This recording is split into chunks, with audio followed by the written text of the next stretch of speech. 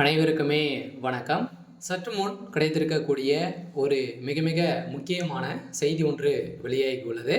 சற்று முன் திமுக ஆட்சி கலைப்பு, 356 சட்டம் அமல், துணை ராணுவம் குவிப்பு, இது மாதிரி செய்திகள் வெளியாயிருக்கு. ஸோ தமிழகத்தில் பார்த்தீங்கன்னா நடக்கக்கூடிய திமுகவுடைய ஆட்சியில் நடக்கக்கூடிய சம்பவங்களை பார்த்தீங்கன்னா எங்கே பார்த்தாலும் பார்த்தீங்கன்னா கொலை கொள்ளைகள் இதே மாதிரி பார்த்தீங்கன்னா நடந்துட்டு இருக்குது.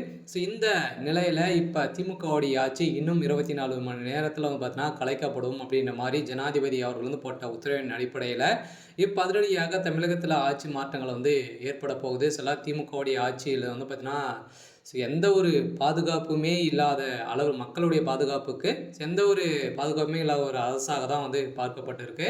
ஸோ இதன் அடிப்படையில் தான் இப்போ அதிரடியாக திமுகவுடைய ஆட்சி கலைக்கப்படும். ஸோ தமிழகத்தில் 356 சட்டம் அமலுக்கு வரப்போகுது அப்படின்ற மாதிரி ஒரு பரபரப்பான தகவல் வெளியாக சொல்ல பார்த்தீங்கன்னா திடீர்னு பார்த்தீங்கன்னா ஸ்டாலின் அவர்கள் இன்று காலை திடீர்னு டெல்லிக்கு பயணம் மேற்கொண்டிருக்காரு.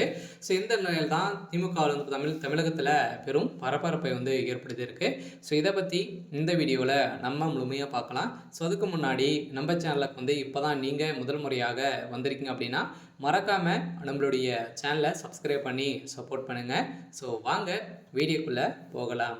ஸோ பார்த்தீங்கன்னா அனைவருக்குமே தெரியும் தமிழகத்தில் என்ன நடந்தது அப்படின்னு பார்த்தீங்கன்னா சனிக்கிழமை பார்த்தீங்கன்னா விஜய் அவர்கள் பிரச்சாரத்தில் ஈடுபட்டு இருந்தார்.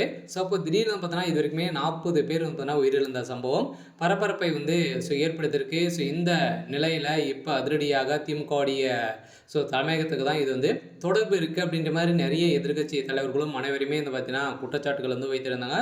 மோஸ்ட்லி விஜய் அவர்களும் பார்த்தீங்கன்னா இதில் பிளான் பண்ணி செய்த ஒரு மிகப்பெரிய சதி அப்படின்றத தெரிஞ்சிருக்கு.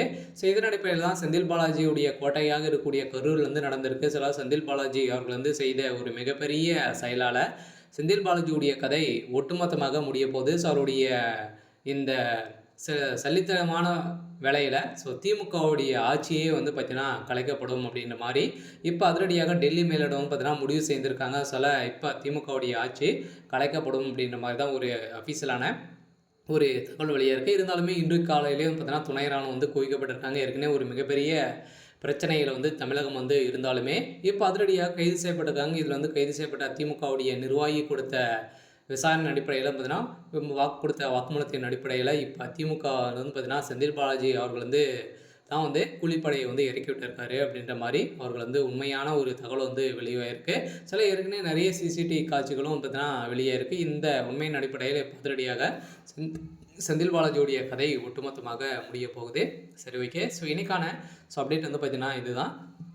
ஸோ மறக்காமல் நம்மளுடைய சேனலை சப்ஸ்கிரைப் பண்ணி சப்போர்ட் பண்ணுங்கள். தேங்க்யூ.